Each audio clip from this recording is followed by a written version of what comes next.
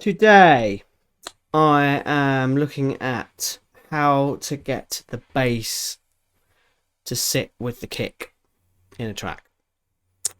This is a request. This was a request last week from my pal, Mike Technoist.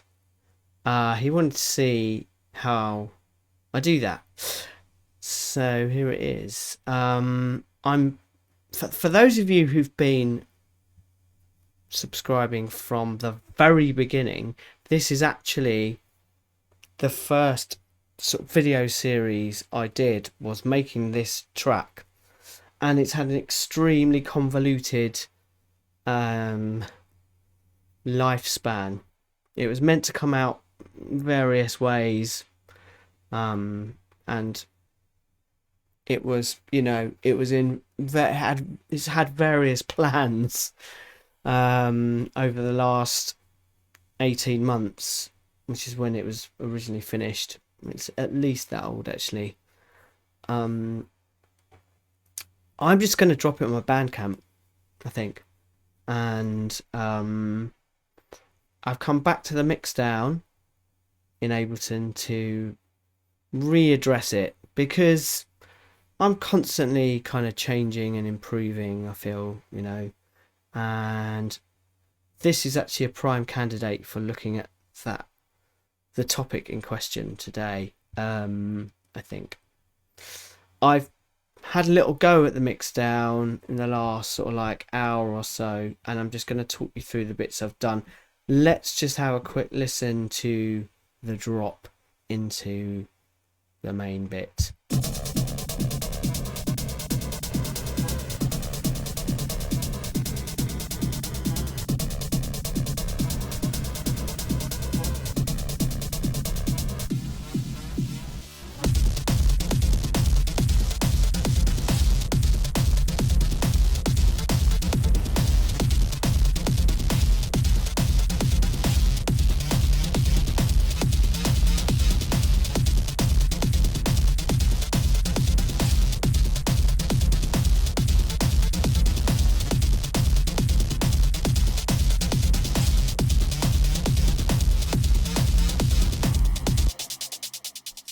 Right, so it's being pretty ragged at the moment. I've got to kind of sort it out, really, but I thought that would be the bit to sort of do while I'm making this video.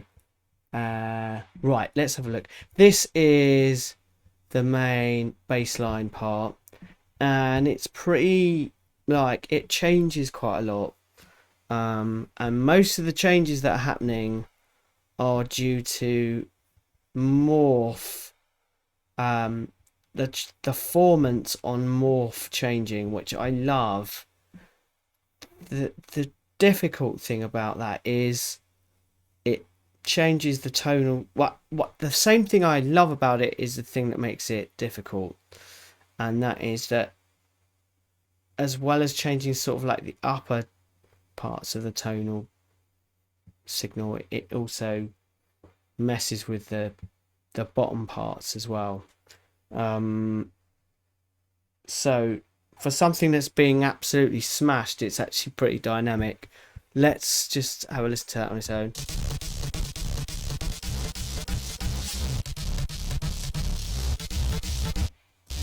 Oh, sorry, listen to the group actually.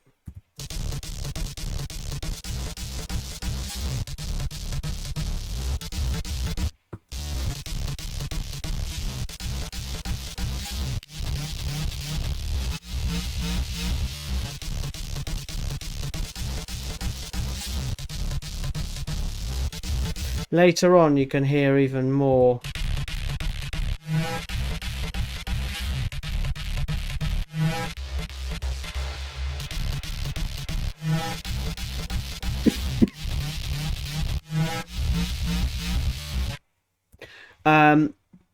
So when you get down to these lower formants, just try this bit too.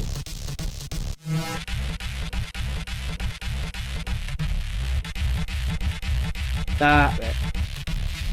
Now that's really got some sort of like boxy frequency, which I don't mind so much actually, because it's only periodic, but it also, as well as that happening, you get loads of sub. And so I had to put in Soothe to deal with that at around like 60, what is it actually, 63 hertz. Let me just show you what's happening with that.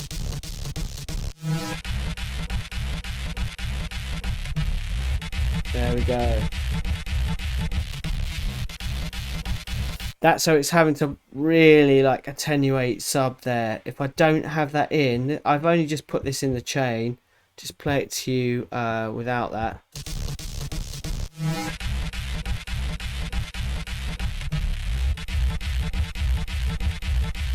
I'm finding that in the mix was too much.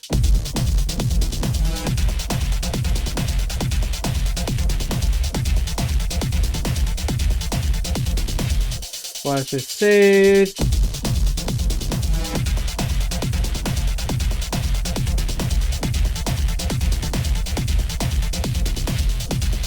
now I appreciate that Soothe is like pretty damn expensive. I got it on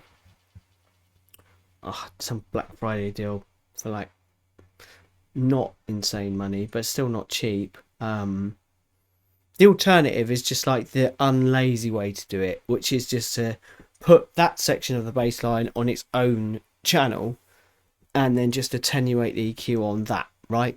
I'm just being, it just Soothe affords me the luxury of being lazy. So, yeah, that's all it's really doing there. So yeah, that was one thing. The other thing is on the group of the bass, and this is something I've just introduced today. I put a limiter which is in safe mode, which is something I've been doing quite recently. As you can see in safe mode, the attack and the look ahead are grayed out on L2, and that is because it is variable according to what's happening with the signal. Basically what it does is it catches all of the transients, right, and stops them coming through. So this is absolutely not suitable for drums, but for like crazy sort of bass layers like this, it's doing bits, to be honest. And I've just got into using this recently. And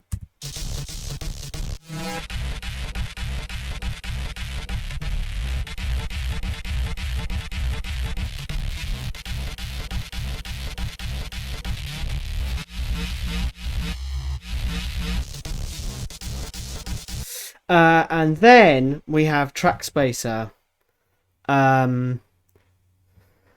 I tried using just like a more standard sort of sidechain to duck this sound around the kick, but it was starting to sound really overly pumpy and sort of unnatural, because I like the sort of real techers sound of that bass. I didn't want to sort of lose that, and I don't know, it was just lost energy or something. So Track Spacer is attenuating the sub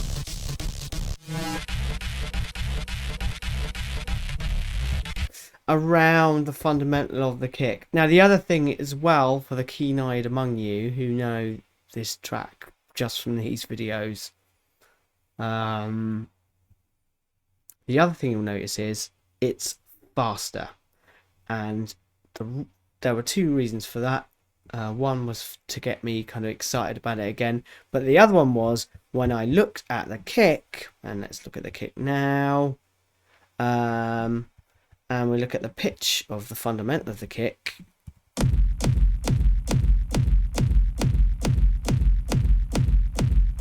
So at 138 BPM, it is pretty much bang in the middle of F0 and F sharp 0. which is absolutely where I want to be most of the time for bass. It is generally what sounds best on a massive rig, also on my rig at home. So when it was at its original tempo, which is 135, it was I'd like at least a whole tone below that. The bass modulates between, at this pitch, modulates between sort of D0, which is incredibly low, but I don't mind that really. That's Soothe 2 things sort of taking care of that. And then B0. So we've got the kick that's sort of in between the two, and I think it works pretty well because those two notes sort of bounce around the kick in the middle of the two. Let's just have a listen to it all together, those two layers.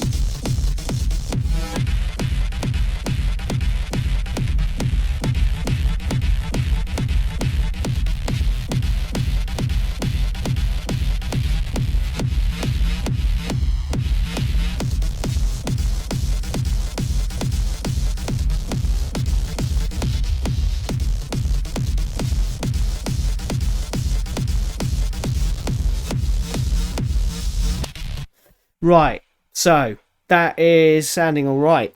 The other reason that it's sounding all right as well is because before I started this session, the drums weren't bussed together, actually, which is a little surprising for me. I don't always bust my drums together, but generally I do. Now they sound absolutely bang on their own.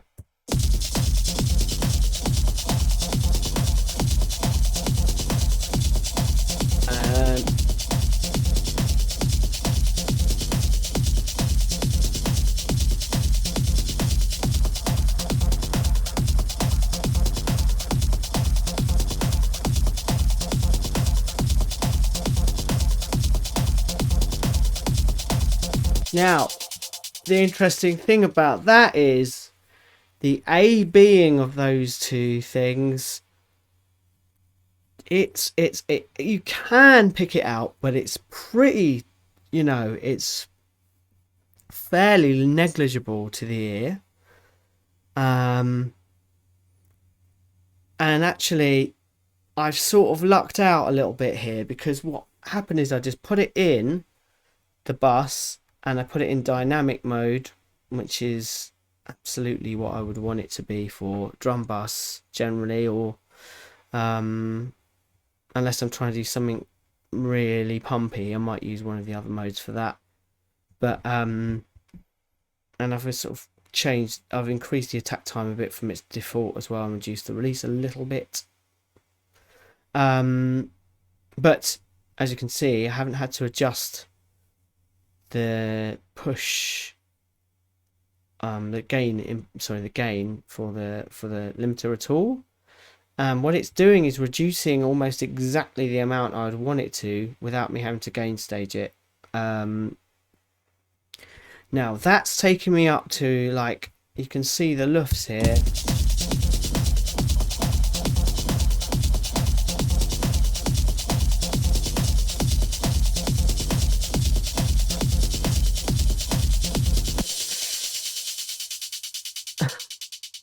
Those hi-hat tails are a bit extreme. Yeah, so I'm in the sort of -7 to 8 range, which is kind of where I want to be. And then if you look at because I am now, even though this session says pre-master, I am now mixing to another instance of L2. So this is on my master. I will not be using this for the final mastering process. As I've said in my videos before, I often have an L2 on the end by the time I get to this point, because I want to sort of sound how it's going to sound once it's mastered. Then I'll take that off, printing off the pre-master.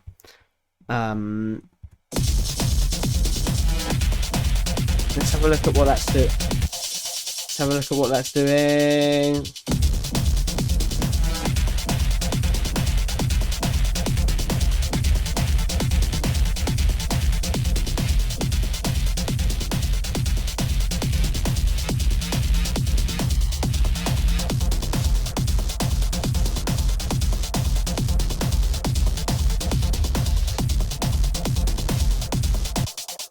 Yeah, so the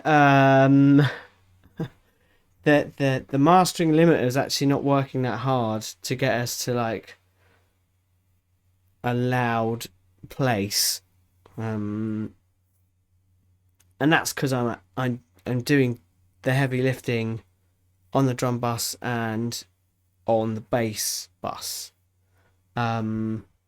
So yeah, those are kind of sitting all right now. I just want to have another listen to the middle section.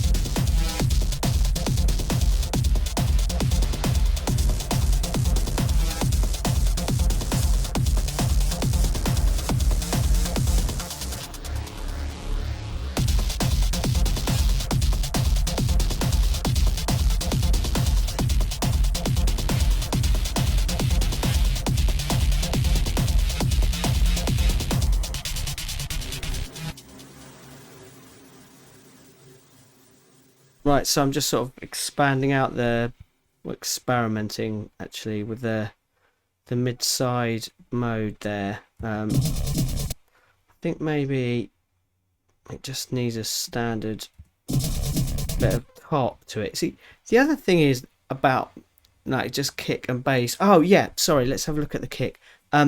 Is, you know, a lot of like something that's like a hard hitting bass is actually a lot of it is perception, you know, because too much like sub just sounds crap. It's actually about the harmonics that are moving with that and around that give it like, oh wow, that sounds like it's really like amazing, like you know, like a really lovely like warm bass sort of thing. And it's quite often the upper harmonics in that sound that are like making it do that. I'm just trying to accentuate some of those. Let's just have another little go at that. Yeah.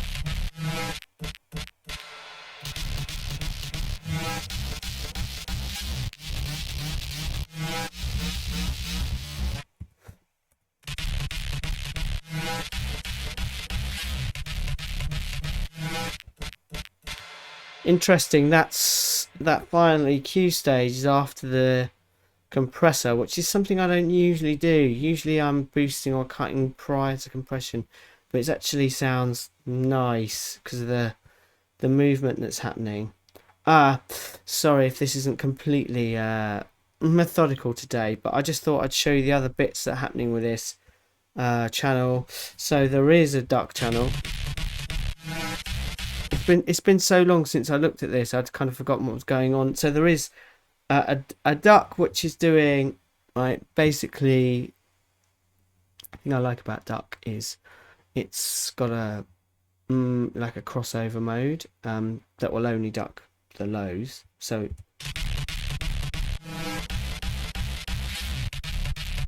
that's clearing some space for the kick straight away, basically. Going into audio effect rack.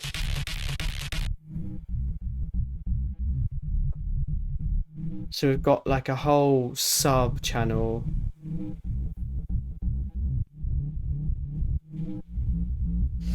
Yeah, like a crossover using Pro Q3, and then monoing the lows of that actually.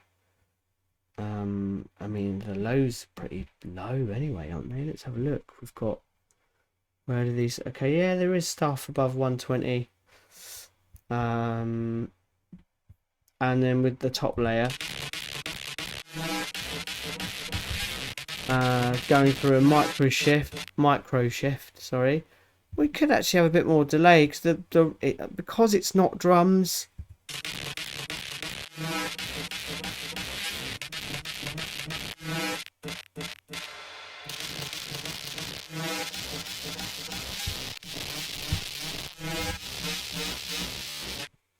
Just a little bit more.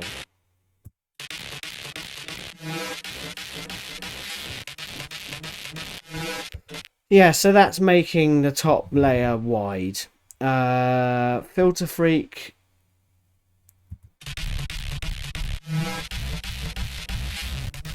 Oh wow, okay.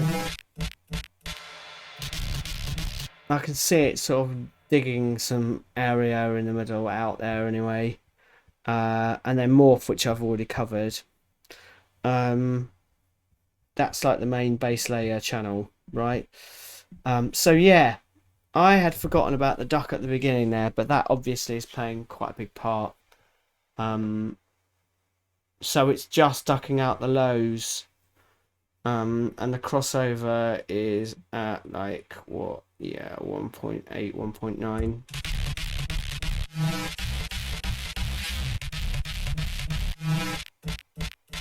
So everything below that is being ducked out on the beat, by yay amount, 47%. Right, next. Kick. There are two kicks. One for the sort of section where it's just like a pretend kick. and then we've got the main one.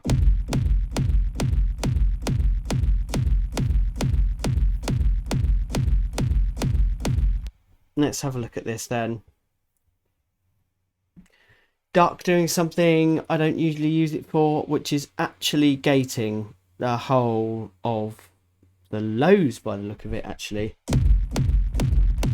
Oh, yeah.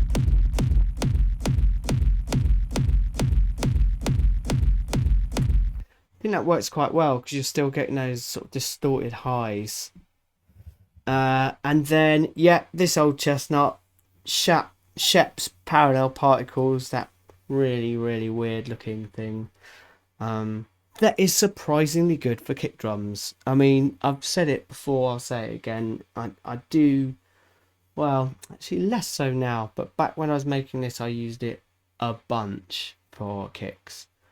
Parallel sort of distortions and compressions and sub filters, stuff like that. I'll just A/B that.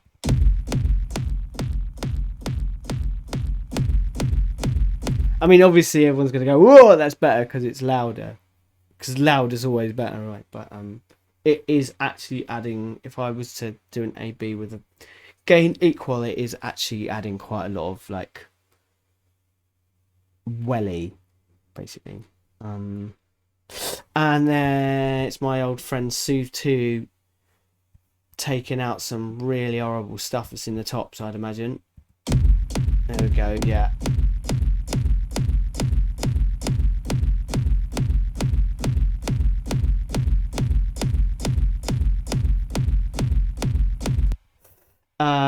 Pro Q, what are we doing with that then? Oh, we're taking out some of the 400-ish hertz area, which is interesting. I would usually I'd be thinking more boxy areas here. Let's just have a look. Oop. Yeah, 24 dB per octave shape usually for this sort of thing.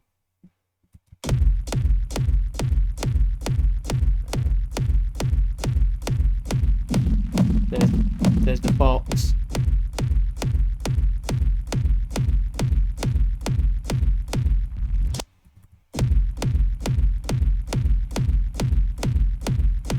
No. Maybe the tiniest bit notched out. Not any more than that though, I don't think. And a little dynamic one on the end there, just for extra, get rid of that click.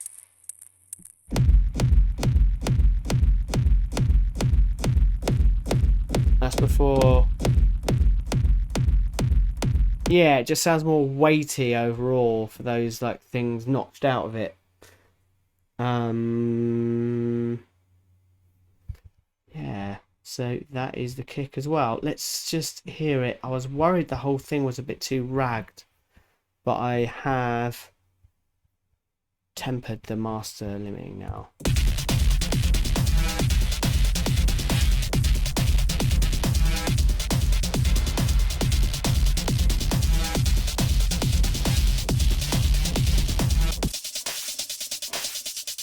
I think this channel's a little bit too loud. I did boost it just prior to starting this session.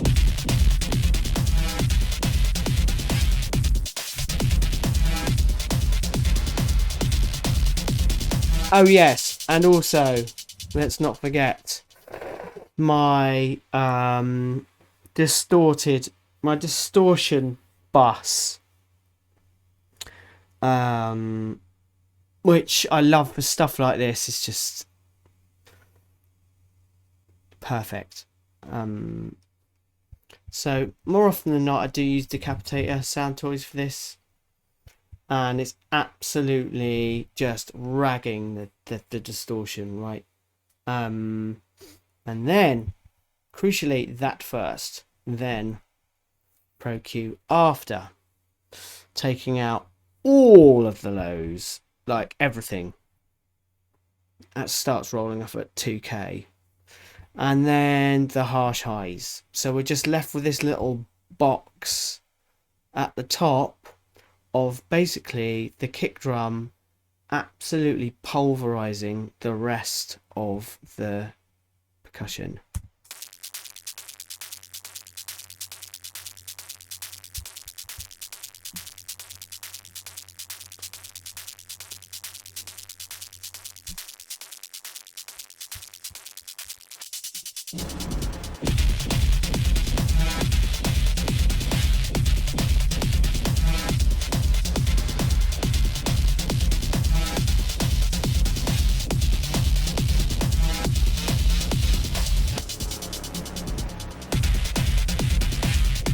I am going to turn down the feedback on those hi-hats is driving me a bit nuts actually, so I'm going to turn it down there. I think it's an Echo Boy I've got on that or something. Where is that? Ah, must be in the individual channel. Yeah, there it is. Or I mean maybe it's just like the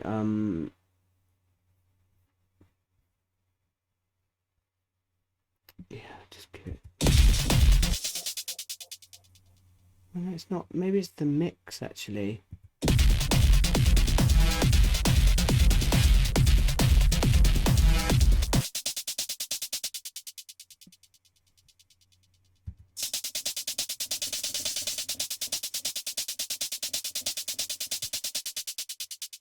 Better.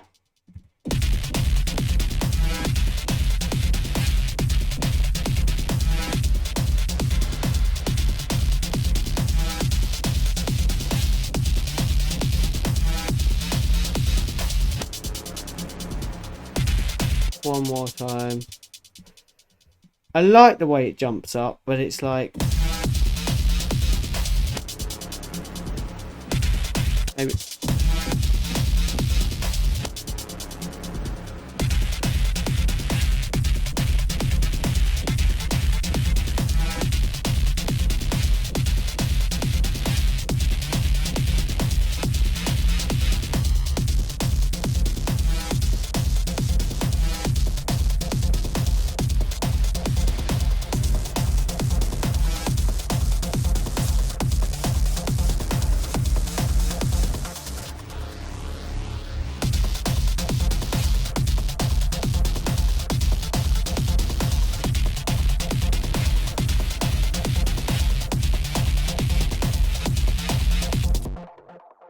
Oh yeah, I added a bit of distortion to this as well because I'm actually a little bit worried that there's a bit too much like sub in this bit. So I'm just gonna add like um let me just do it with the EQ8 actually. Just extinguish.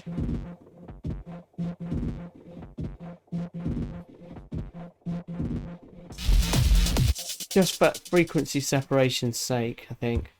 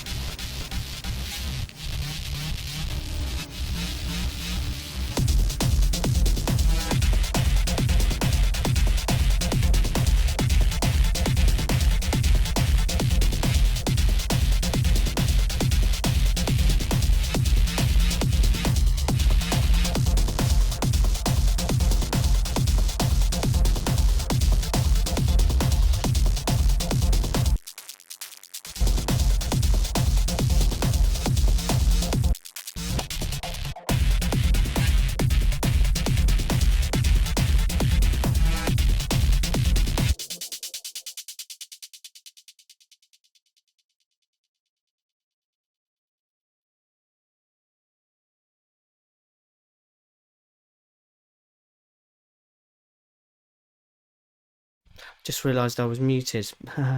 um, so yeah, you can see that that really adds the decapitator there, really adding to the crunch of the whole affair. It does really sort of just give it more sort of like liveliness and energy overall. Yeah, so nearly there.